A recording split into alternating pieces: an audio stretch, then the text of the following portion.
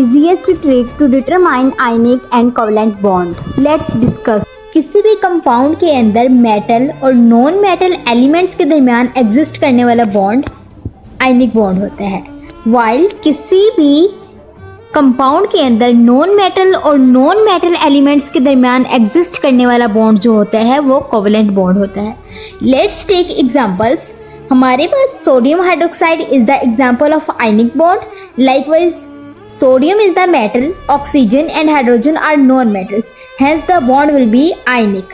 Likewise, sodium chloride and calcium chloride are the metals and non-metals, so their bond will be ionic bond. Let's take examples of covalent bond. Sulfuric acid, hydrogen, sulfur and oxygen, all the three elements are non-metals, so the bond will be covalent. इस तरह से phosphoric acid में exist करने वाला bond भी covalent nature का है.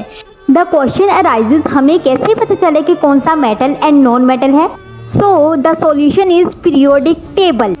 These are groups, memorize elements in them. Let's take an MCQ. Which of the following is ionic in nature? Sulphuric acid, carbon dioxide, water या calcium. About sulphuric acid, as we discuss earlier, all the elements in the compounds are non-metals, hence the bond will be covalent. In the carbon dioxide, carbon and oxygen both are non-metals, hence the bond will be covalent. Water में covalently hydrogen bonding होती है because hydrogen and oxygen दोनों हमारे पास non. Calcium chloride, calcium is the metal and chlorine is the non-metal, hence the bond between the metal and non-metal is the ionic bond. So the answer will be calcium chloride. Let's solve another MCQ. Which of the following is covalent in nature?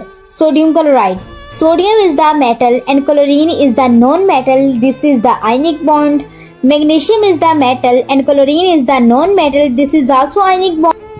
In aluminium chloride, aluminium is the metal and chlorine is the non-metal, since the bond will be ionic. इसी तरह potassium chloride में potassium हमारे पास metal है and chlorine non metal है, तो ये भी आयनिक.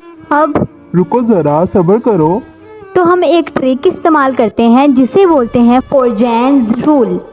फोरजेन्स rule कहता है no compound is purely ionic and no compound is purely covalent. It means that कि अगर हमारे पास कोई आयनिक बॉन्ड है तो वो 100% आयनिक नहीं है, उसमें थोड़ी सी परसेंटेज कोवेलेंट बॉन्ड की है. अगर हमारे पास कोवेलेंट बॉन्ड है तो उसमें थोड़ी सी परसेंटेज आयनिक. इस केस में हम पॉजिटिव चार्ज को देखेंगे.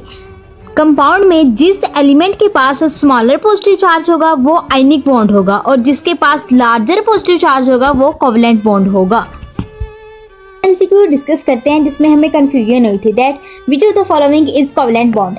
देखिए हमारे पास चारों ऑप्शन जो गिवन है वो चारों के चारों आयनिक है, सो हम यहाँ पे फोरजेन्स रूल अप्लाई करेंगे. फोरजेन्स रूल्स के अकॉर्डिंग जिस कंपाउंड के पास लार्जर पॉजिटिव चार्ज होगा वो हमारे कोवेलेंट बॉन्ड होगा. सो अब हम देखेंगे जिसके पास लार्जर पॉजिटिव चार्ज हुआ वही हमारे पास कोवेलेंट बॉन्ड होगा. सोडियम के पास +1 का चार्ज है, मैग्नीशियम के पास +2 का चार्ज है. देखें हमें पता है कि जो चीज़ यहाँ पे होती है वो यहाँ चली जाती है और यहाँ पे 2 है तो मैग्नीशियम के पास +2 का चार्ज आ जाना है. ठीक है, तो मैग्नीशियम के पास जो चार्ज होगा वो +2 का चार्ज होगा. ठीक है, एल्युमिनियम के पास अब देखें यहाँ +3 का चार्ज होगा एंड पोटाशियम क्लोराइड के पास +1 का चार्ज होगा. सो सबसे ज़्यादा चार्ज हमारे पास एल्युमिनियम के पास है जो कि +3 का चार्ज है. Aluminium chloride will be the compound जिसके पास हमारे पास कोवेलेंट बॉन्ड होगा due to its larger positive charge. Like, share the video and subscribe my channel for more tricks.